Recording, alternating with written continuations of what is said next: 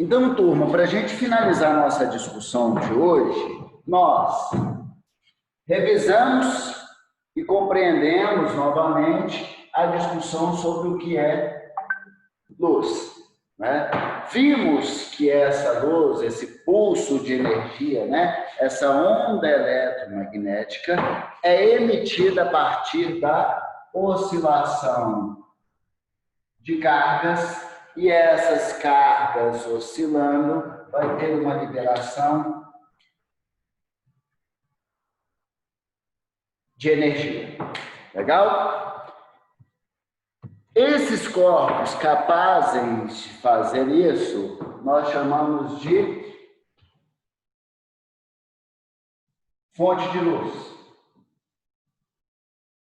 E discutimos sobre as diferentes fontes de luz que nós temos na natureza, né? Primária, que produz a energia propriamente, a secundária, que consegue emitir luz num determinado espaço, mas não é capaz de produzir essa luz. Então, ela tem que ser incidida a luz sobre ela, para ele refletir e iluminar um espaço, iluminando de forma indireta, né? De forma secundária. Então, é uma fonte de luz secundária. E essas fontes de luz, elas vão estar emitindo luz. Vai estar emitindo essa luz. Então, imagine que eu tenho uma fonte de luz aqui. Ela vai emitir a luz.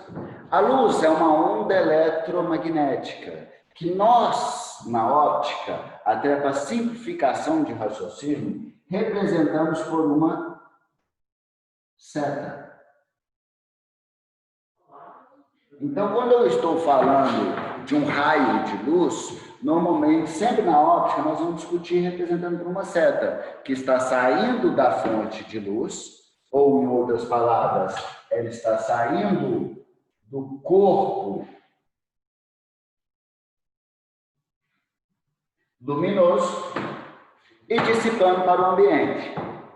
O grande detalhe é que as fontes de luz, seja ela pontual, seja ela extensa, seja ela primária, seja ela secundária, seja ela mono ou policromática, todas as fontes de luz, ela não emite um raio de luz, ela emite vários raios de luz, de forma radial, de forma circular, né, esférica, em torno dessa fonte de luz. Para todas as direções, essa fonte de luz vai estar emitindo esses raios, ok? Essa fonte de luz emitindo esse feixe de luz.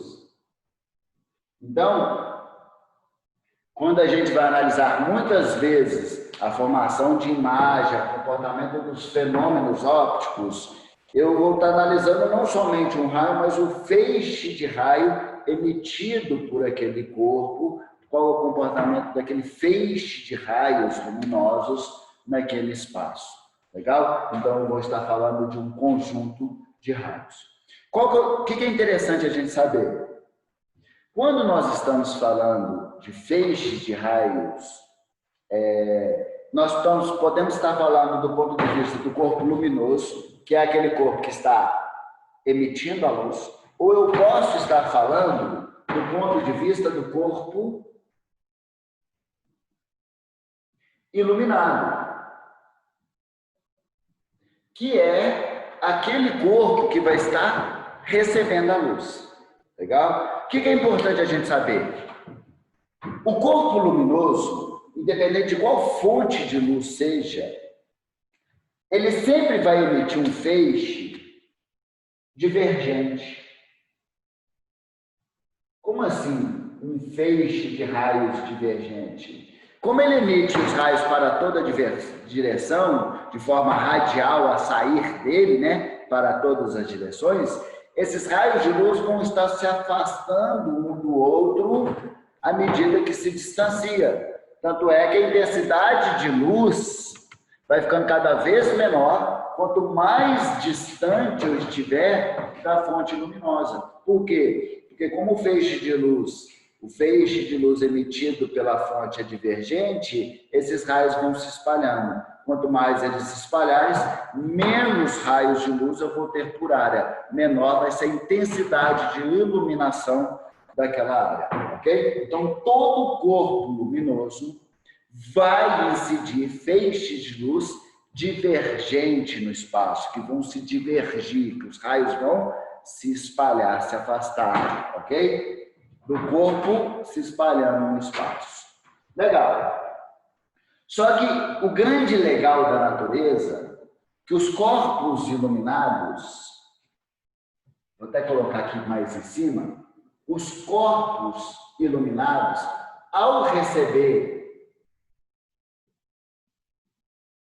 esse feixe de luz, ele pode receber, obviamente, aqui eu tenho um corpo iluminado.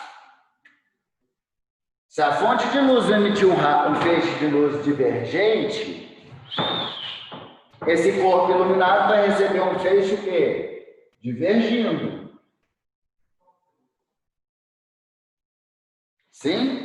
Então, um corpo iluminado pode receber um feixe de luz divergente. Legal? Aqueles raios que estão se divergindo, que estão se espalhando. Mas um corpo iluminado, ele também pode receber um feixe de luz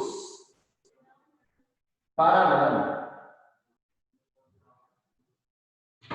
Olha que loucura. Claro, a fonte de luz emite raios divergentes. Como que os raios vão chegar no corpo iluminado de forma paralela? Tem duas possibilidades disso acontecer. Então aqui, deixa eu colocar aqui, um feixe paralelo. Como o corpo iluminado pode receber um feixe de luz paralelo, se todos os corpos luminosos mandam esses feixes de forma divergente? De duas maneiras. É determinado pela distância. Como assim?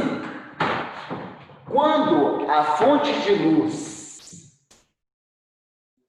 o corpo luminoso, está a distância muito grande do corpo iluminado, somente os raios que tiverem uma única direção, ou seja, que estiverem paralelos, vão conseguir incidir na superfície do corpo iluminado. Isso acontece entre estrelas e planetas, principalmente aqueles planetas que estão mais distantes das estrelas. A distância é tão grande, que a mínima angulação que os raios tiver, diferente dessa reta que passa pelo corpo luminoso e o corpo iluminado, vai fazer com que esses raios passem o quê?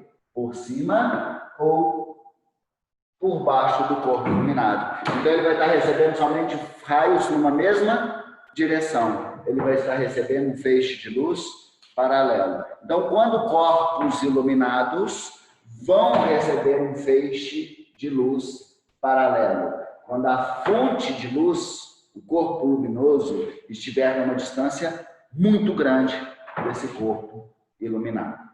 Legal? Uma outra forma de fazer isso, eu vou colocar aqui como mecanismo.